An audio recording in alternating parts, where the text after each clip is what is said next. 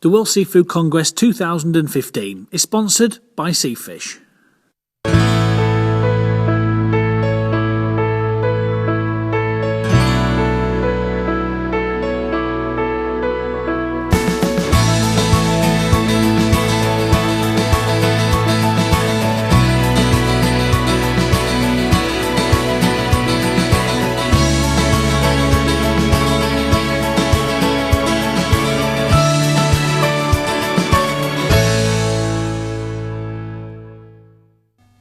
Hello and welcome to the final day of our special live coverage looking at the World Seafood Congress, coming to you live from the Grimsby Institute. The event happens every 2 years, and this year it's here at the premier fish processing town of the UK, Grimsby. And as the conference closes and empties, joining me in the studio tonight to discuss what's happened are Tom Pickerell from Seafish, Nigel Edwards from Icelandic Sea Chill and Kerry Bonnell from the IAFI. Hello to all of you. So yesterday was the middle day of this big 3-day event, and it had some big names attending the town. Seeing as some really prominent people were attending, we wanted to see who we could interview, and we ended up speaking to the one and only Sir Ranulph Fiennes, and here's what he had to say. Now, you've done so many different expeditions, but what is that feeling like just before you set off on one? Well, it obviously depends over 40 years which particular world record the team is aiming to try and break. And we always know that we have competition, other people wanting to break the same thing, which in terms of Grimsby is the next door neighbours in Norway. They are the main rivals and always have been.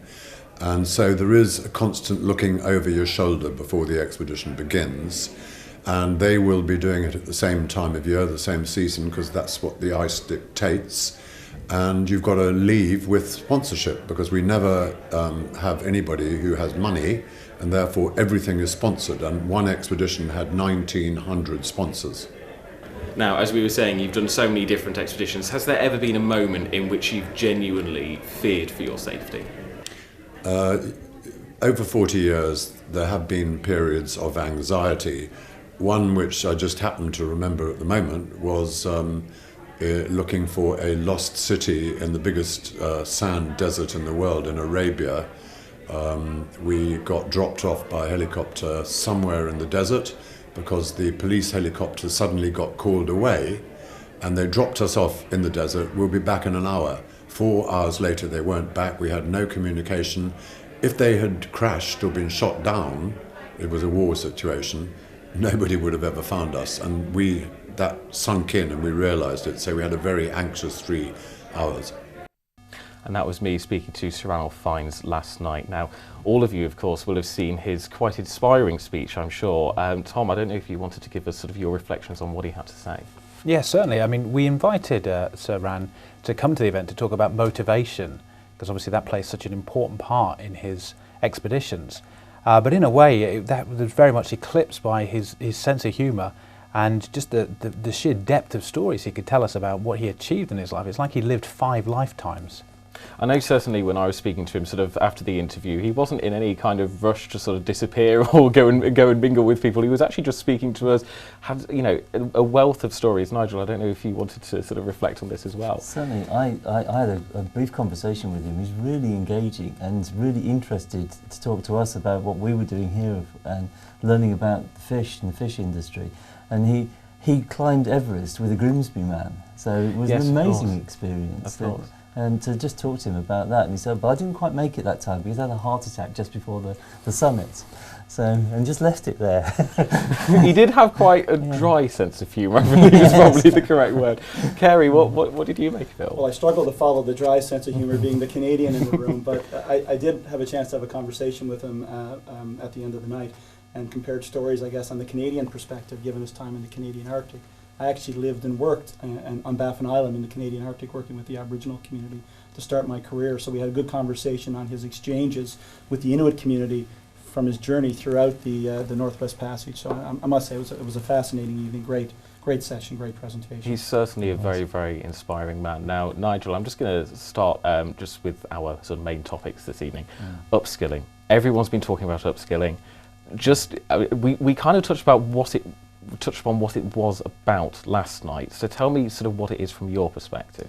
Well, I had to give a presentation about the bigger picture and what we have to learn about.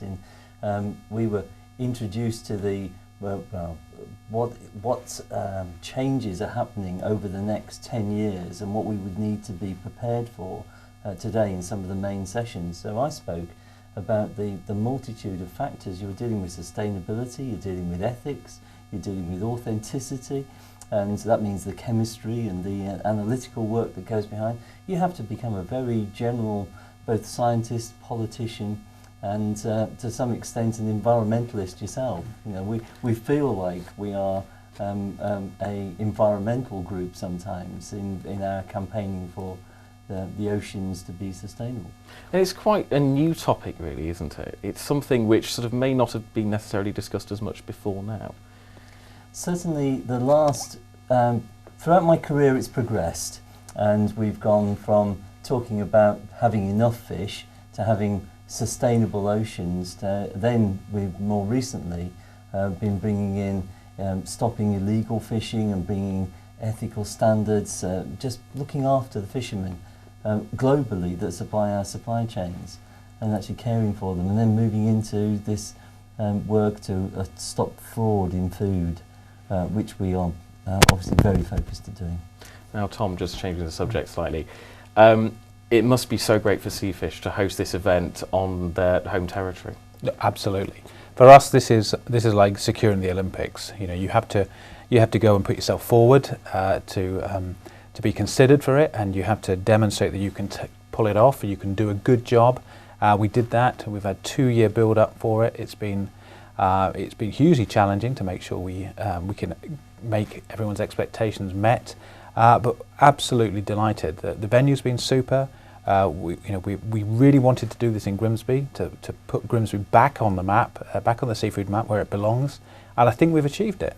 Now, how much preparation went into it? I mean, obviously it's a biannual event. You kind of said for the past 2 years you've been doing stuff. How much work really does go into this? Because I mean, I've seen delegates from all over the world, obviously for the World Seafood Congress, but some of us may not necessarily appreciate just how much effort goes into this. Yeah, I mean, to just give you an idea, it was 277 delegates, 149 from the UK, so the rest of the delegates were from around the world, and it really was a really good distribution of people from all across the world. We had a internal team working on this, pulled together the programme, over 100 speakers. You can imagine that takes a lot of work, getting an interesting programme of people from around the world, pull it together. Yeah, considerable amount of work, but well worth it.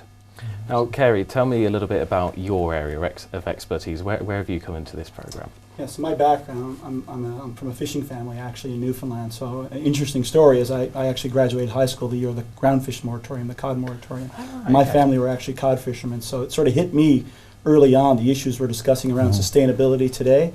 Those were the very early days, and obviously much key parts of the sustainability movement were built upon that historic collapse of groundfish. So my family very quickly told me there was no future in the fishery at that point, and they told me, no, you can fish on the weekends, you can fish during the summer, but you're going to university, you're going to get an education. First generation in my family to get an education. But what did I do when I went to university? I studied fish because that's what I knew.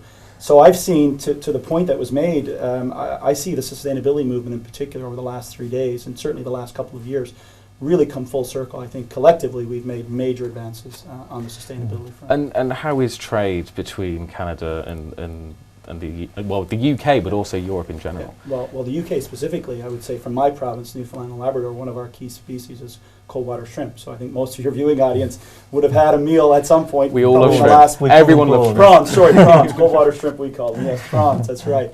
So we are probably the largest supplier, our province certainly in Canada, and one of the largest, us in Greenland obviously being key suppliers. So a key part of our trade, much of our trade is focused on the UK, but Europe in general is a key area. And what are the big challenges in your opinion between Canada and European trade? Is there anything which kind of concerns you, or any kind of big obstacles which may have to be faced? Well, I think one of the key issues right now is one that's going to be addressed. It's the Canada-EU Comprehensive Trade Agreement. So the Free Trade Agreement will look at the removal and elimination, gradual in some cases and immediately in others, of prohibitive tariffs right now that put us in a bit of a competitive disadvantage in some ways. So with those changes, I see tremendous opportunity for further growth in trade between the two jurisdictions. And that's something I think our industry is quite excited about over the next couple of years. I think as a net importer of seafood, it's a tremendous opportunity, obviously, for the UK and the broader EU. For that. I know, obviously, on Monday it was mentioned that we might actually see more Canadian lobster, and I'm sure that's something which we would all be appreciating, really. Well, key point on that very topic, Canadian lobster. One of the issues we've been talking about is trade flow, and one of the things that's been happening over the past year or two in Canada, we're seeing a lot of our lobster going into China with the emerging middle class societies there. So that's going to be a key dynamic, and one we've discussed over the last couple of days, flow of trade over the next period of time. Okay, perfect. Thank you so much. Now, thank you very much, my guests, but stay where you are, and we'll be back with you in just a moment. The World Seafood Congress 2015 is sponsored by Seafish. The World Seafood Congress 2015 is sponsored by Seafish. Welcome back to this very special live show about the World Seafood Congress, coming to you from the Grimsby Institute right in the middle of Grimsby. Now, before the break, we showed you an excerpt of our interview with Sir Ranulph Fiennes, which you should keep watching out for a full broadcast date here on Estuary. But now going to speak about a special presidential announcement. I believe one of you knows something about this. We're just going to have a look at a quick bit of video, and then we'll be back in the room. All right, well, this time, let's congratulate the new president, Kerry Bunnell. Congratulations, buddy. Thanks, Tim. Appreciate it. Now, eagle-eyed viewers might have noticed who that was. It was, in fact, Kerry. So tell us a little bit about how this nomination came about and what it now means for you. Well, like Tom had indicated about the Seafish as the host this year, we actually hosted the World Seafood Congress in St. John's with my institute, Memorial University, 2 years ago. So leading up to that, as Seafish did, we bid, I think it was in Morocco in 2009 on the Congress, and were awarded the 13 Congress. So we were actually invited, or I was invited to participate as a member of the board of directors, evolving into a role as on the executive committee 2 years ago, and was approached at that time, I guess in part given the success of the event in St. John's, to become president-elect. So, which meant 2 years later, here in Grimsby, I'd be taking over. So, at the closing of the Congress, so luckily I didn't have a presidential role during the Congress, I take over now. My responsibilities are planning for the next event. Okay, Yeah. okay. Now, Nigel, you were saying to me during the ad break that actually you do quite a lot of work with Canada, obviously with Icelandic Seashells. So this is a great networking opportunity. You're sitting next to the man involved. It is, and we met for the first time on Sunday evening, had a great conversation. I introduced you to our Chief Executive from Iceland, and we were very pleased to have the conversation. We're the largest importer of Canadian, both cod and shrimp, as you call it, prawns for us, and that's creating employment in Canada and employment in Grimsby to produce really, I have to say, excellent quality products, especially the cod. Now, Kerry, what kind of difference are you hoping to make in terms of your sort of presidential ambitions? I mean, we're not talking sort of Donald Trump or Hillary Clinton or anything like that, are we? But obviously, you know, you're pretty, well, I mean, you're very important now. Well, I don't know if I go that far, but one of the things I'd like to do certainly is grow the brand of the organization. I think we had a really good Congress in 2013 in St. John's. 2015 has been great. Just to echo Tom's comments earlier, it's been wonderful, well organized. So we've got a bit of momentum as an organization. We have key partners in the FAO and UNIDO, some of the United Nations agencies. So we got a network. My focus over the next 2 years is to really build upon that network and try to grow it leading into Iceland in 2017 and hopefully beyond into the developing world. In 2018, we're looking at Vietnam as well. So we're pretty excited about that. Now, Tom, talking about what's been happening in terms of Canada and Iceland and moving on, what are the delegates made of Grimsby? I think they've been impressed. They've certainly been impressed with the venue, and those that have experienced life outside the conference, I think they're very surprised that Grimsby has so much history, and when you actually speak to them about it, tell them what Grimsby is famous for and how the industry's changed here and how it is the seafood capital, arguably in Europe, very impressed. And I think people are going to go back home with good memories and actually tell people about the history. And one of the things we'd like to do is to get Grimsby, like I say, back on the map. Now, of course, we wouldn't just be doing our job if we were just sat in this room. We've been speaking to people all the way through the event to see what they've made of it.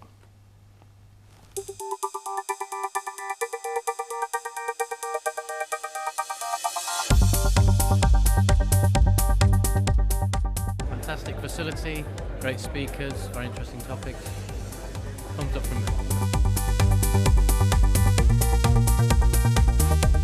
This event has gone really well. The students have performed excellently over the 4 days. The reception on Sunday and the following 3 days has been terrific for them.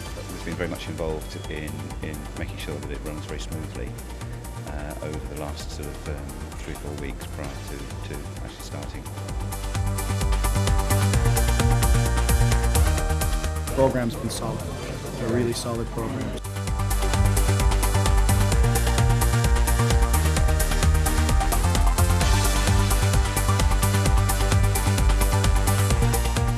First time to come to Grimsby, to UK, so I enjoy it. The good people, good food, good everything. Now, Tom, the delegates have loved Grimsby, as we've just seen in that clip. Why Iceland? Why Reykjavik? Well, Reykjavik is, obviously Iceland is a major fishing nation in the world. They've got a lot of heritage and history there as well. And I think it's good to move the conference about, to try to experience other cultures. I'm looking forward in the next one to see the debate continue moving on. I think sustainability is an area that has been covered a lot. I think there's a lot of tools out there already now. It's a case of implementing them. The next big challenge for us, the real hot issue, is one of ethics in seafood and sort of the social responsibility. Looking beyond the fish, looking at the people. Now, we talked a bit about the networking available between Nigel and Kerry. Of course, you at Seafish, you must be able to meet people from all over the world who you may communicate with, of course, but you may never actually get to meet. So what are the networking opportunities like here? Networking is really key, so knowledge exchange, putting faces to names. There is a lot of conferences around the world in seafood in various niches and sometimes very specific subjects. But something as good as the Congress is it's very broad, and you get people who are fish inspectors, technologists, scientists, managers coming together. And one of the advantages of this Congress is the fact you do get that breadth. So you're not just with the same sort of cohort of people. Now, Kerry, do we need to cooperate more in a sort of global marketplace? You know, are we looking at, obviously, you know an awful lot about trade. What do you think, what do you think of our current trade situation? I think when it comes to seafood, I don't think we're telling the story good enough when it comes to the issues around sustainability and the issues just generally around trade and nutritional value and other things. So I think there's an opportunity collectively for us to tell a better story. I think we're performing probably far better in many cases, whatever metric you use, whether it's sustainability or issues around carbon footprint, energy consumption, and so on, than many other food producing groups. So I think collectively there's an opportunity. One of the things we'll want to pay close attention to in the coming years, I think, is that flow of trade. And the EU is obviously by far the largest market right now collectively for seafood globally. I think about 25 billion, if I'm not mistaken, value. But we have emerging economies in China, we have emerging economies in places like Vietnam and Indonesia. They've gone from places that we would normally, in some cases, send our food for further processing in some cases, to a place where we now market our seafood. And I think that's going to be an important trend as a group over the next several years, I think, to keep an eye on.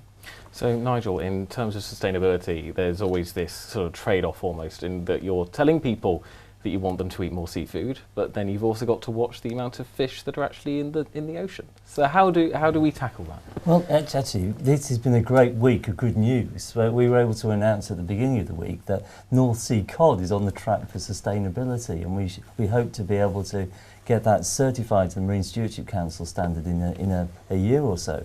That was a brilliant piece of news because that's iconic and so important for the UK fishermen and the community. But yes, it's about getting a balance, and the commitments of this big group of people and are certainly being led.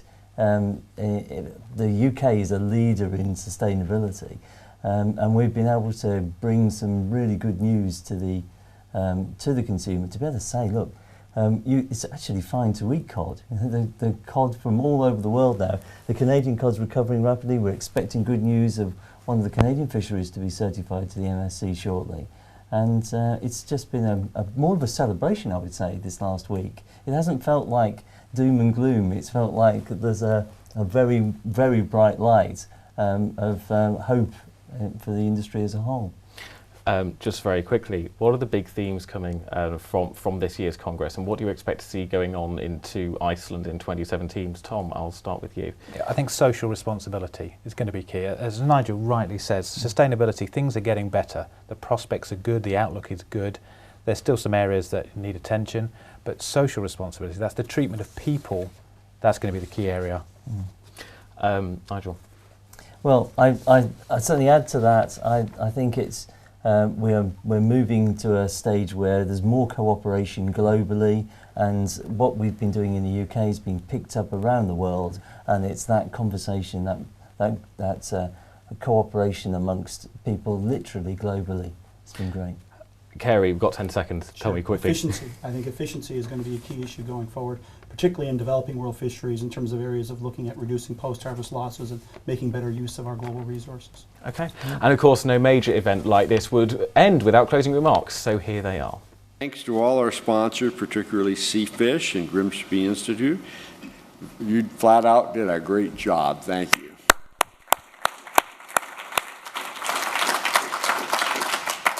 Okay, we now conclude the 9th World Seafood Congress. I hope to see you in Iceland. That's all we've got time for on today's show, and indeed these special live broadcasts here on Estuary TV. Thank you very much to my guests, Tom, Nigel and Kerry. Thank you so much. I'm sure we'll see you again in future events. Stay tuned for the news coming up next. Until next time, good evening.